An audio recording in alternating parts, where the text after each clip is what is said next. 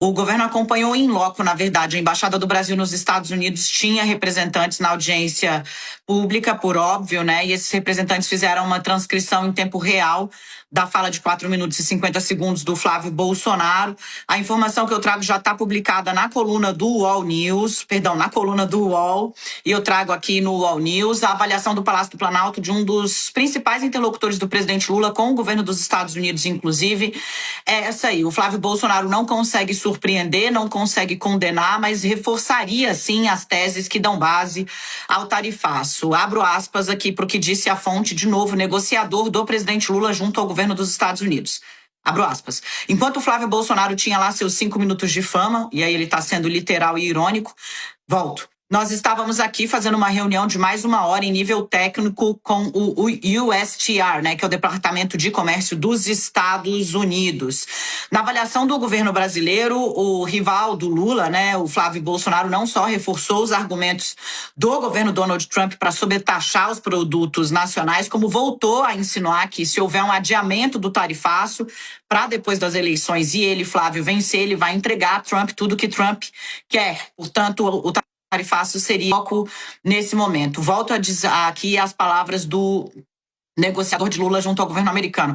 Ele simplesmente não condenou o tarifaço, nem ao defender o PIX, falando do PIX como algo que não deveria ser usado fora dos países ocidentais, ele ficou ao lado do interesse nacional. Segue o negociador do Lula. O Flávio mira se alinhar à contenda do Trump contra a China, mas compromete o comércio do Brasil, com o Japão, Indonésia, Coreia do Sul e Índia, por exemplo, né? A Índia é a maior exportadora de insumos hospitalares do mundo, com a posição que adotou, ou seja, PIX só para países ocidentais.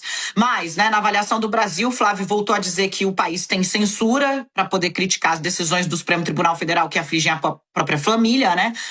Punem a própria família. Eduardo Bolsonaro, que cometeu crime a céu aberto nos Estados Unidos, se autoexilando lá para posar de perseguido, e o pai condenado pela trama golpista, né? O fim das contas, para o governo foi isso, né? O Flávio não surpreendeu, seguiu com o tiro no pé e não tem como tirar, desvencilhar da família o que ela é. O nascedouro, segundo o governo Lula, do tarifaço sob o Brasil, articulado a céu aberto por Paulo Figueiredo e Eduardo Bolsonaro. Eduardo, que estava ao lado de Flávio na audiência pública, Paulo Figueiredo, que depois de dizer que mulher não deveria votar porque vota mal, acabou sendo afastado, saindo um pouco de cena para tentar mitigar os estragos causados até aqui. A participação, no fim das contas, do Flávio na audiência pública não assustou o Palácio do Planalto, pelo contrário, acharam que ele acabou municiando o governo com mais artifícios para poder dizer que o 01, o representante do clã Bolsonaro na corrida presidencial, trabalha contra os interesses do Brasil.